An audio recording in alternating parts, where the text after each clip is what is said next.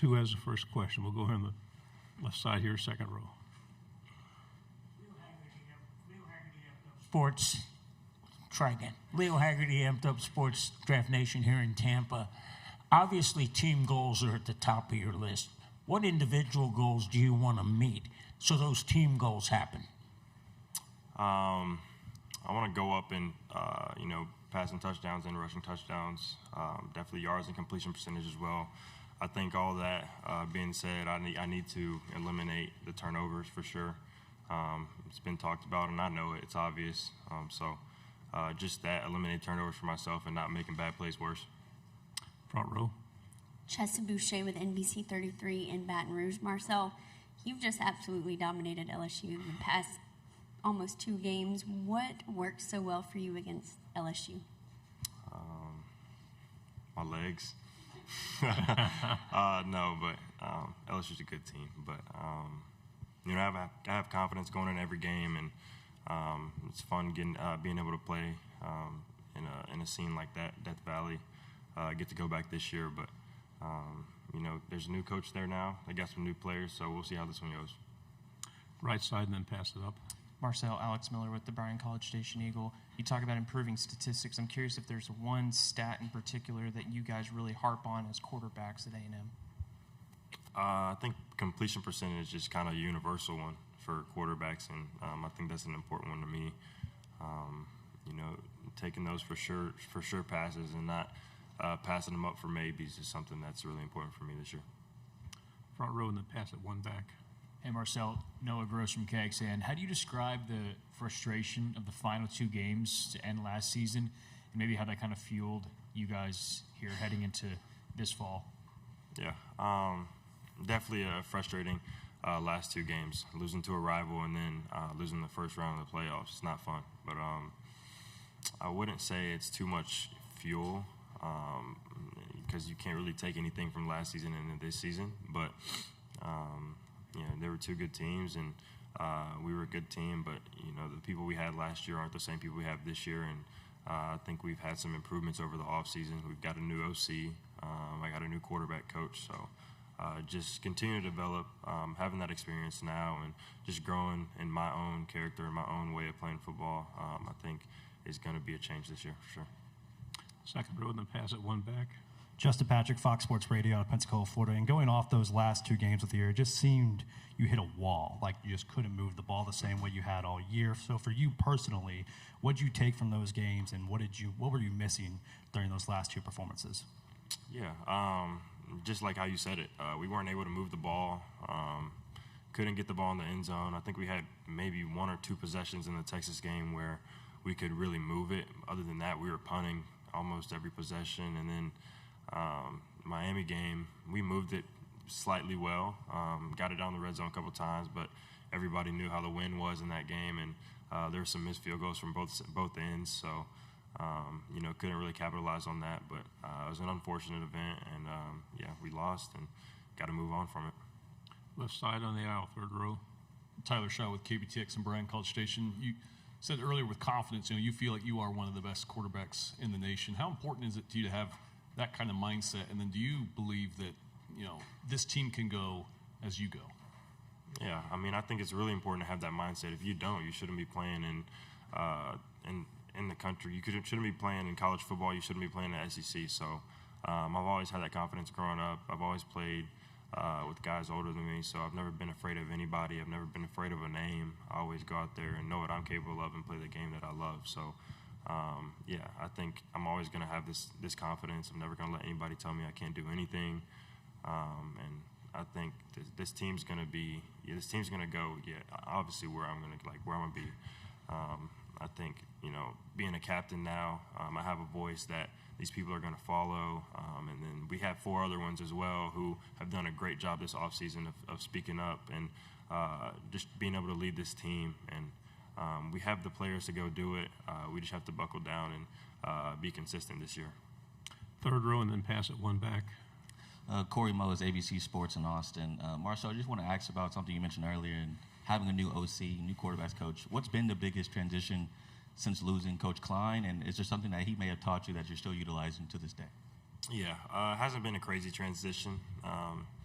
going into every single offseason, there's an install and everything. So you got to learn new things every single year. But I think the change this year was just, we changed up our verbiage a little bit. And, that's always how it goes. People get your number. So you gotta change it up every single year. But, nothing really drastically different. I'm in the room with Coach Wiggins and my quarterback coach, Coach Lynch, a lot this offseason, just trying to pick their brains a little bit, let them pick mine. And so we're on the same page when it comes to each and every weekend this year. So really excited for it. Still going to be explosive. Still going to have really great offense. So, looking forward to it.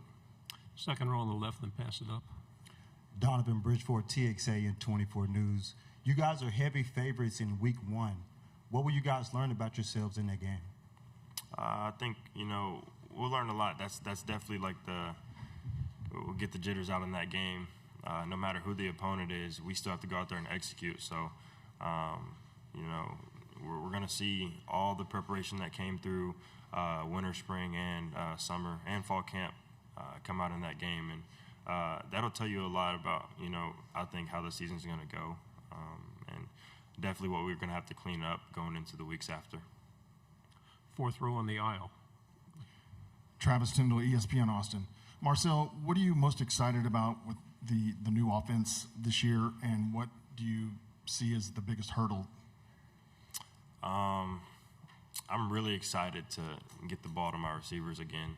We have some really good guys outside, returning guys, Ashton Bethel-Roman, Mario Craver, and Terry Bussey. And then Isaiah Horton coming in, being that big X receiver, is a good pickup from the portal.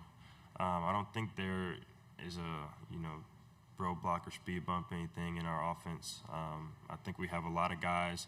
O-line might be what people talk about, but we have our returning center who's been a center for us for 5 years now. And he understands the game. He's been in Coach Cush's offense before. So he's able to help out the people around him. And then we also have some experienced SEC guys that came in throughout the portal. So I think we're going to be just fine. There's nothing that really, concerns me going into the season. I'm just really excited to get to play. Front row. Hey, Marcel, Travis Brown, KBTX. Your first quarterback to represent A&M here since 2019 in Kellen. What does that mean something to you, and does it mean something to you to be kind of stability in a position that has been a little bit unstable for the Aggies for almost a decade? Yeah, it means a lot. Whenever your coach, picks you to do something to represent the team and yourself, I think it's really important. And I'm also, representing my family, my faith.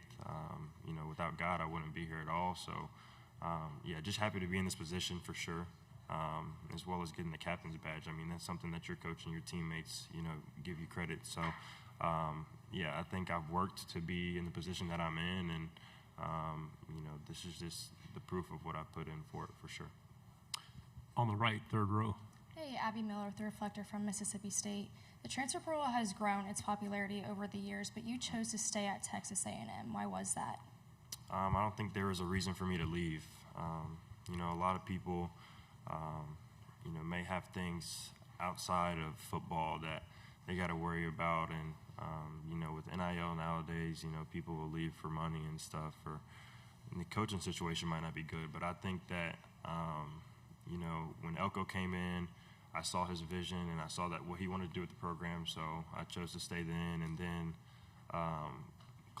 Coach Klein left, took his job, which I respect because it's his alma mater and he's going to be a head coach. So Coach Wiggins is somebody that I've known about. He coached a lot of good players at Alabama, so trusted him. And then Coach Lynch, who's my quarterback coach now, always had a relationship with him while he was at Vanderbilt being the offensive coordinator there. I went to school about 6 minutes away from Vanderbilt, so known him for a really long time, got to understand him and become close with him and his family. So there was no reason for me to leave. I had everybody that I needed in my corner, and like I said, I love my team. I love College Station. There's no reason for it to happen. So, yeah. Final question on the end. Hey, Marcel, back here. John Sokoloff, WGNO TV in New Orleans. Wanted to ask you about your new left tackle, Tyree Adams. What have been your early impressions of him so far, and what kind of contribution or difference do you think he can make for the Aggies and this offensive line? Yeah, Tyree is, very light on his feet, which I think is really good for a tackle. He moves really well.